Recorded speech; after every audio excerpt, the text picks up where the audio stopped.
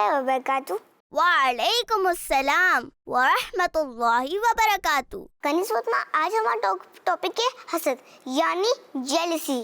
तो ये बताएं कि जेलसी कब होती है? हमें जेलसी जब होती है जब हम किसी और के पास कोई ऐसी चीज देखते हैं जो हमारे पास नहीं होती।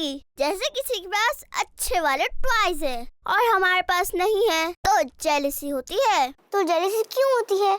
हमें जेलसी इसलिए होती है क्योंकि शैतान हमारे दिल में उस चीज की लालच डाल देता है, और लालच में हमें वो बच्चा भी बुरा लगता है जिसके पास वो चीज होती है।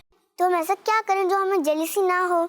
हमें जब किसी से जेलसी होने लगे तो फौरन से अलर्ट हो जाएं कि शैतान ने हमें बहकाना शुरू कर दिया है, और शैतान को भगाने के लिए उसको दुआ दे जिससे हमें जेलसी हो रही है कि अल्लाह पाक उसे और अता फरमाए और हमें भी अता फरमाए।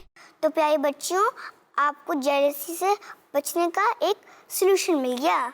जब कभी आपको किसी से जेलसी हो तो आप कनीज़ फातिमा की बातों पे अमल कीजिए। इंशाअल्लाह इससे आपको ज़रूर फ़ायदा होगा।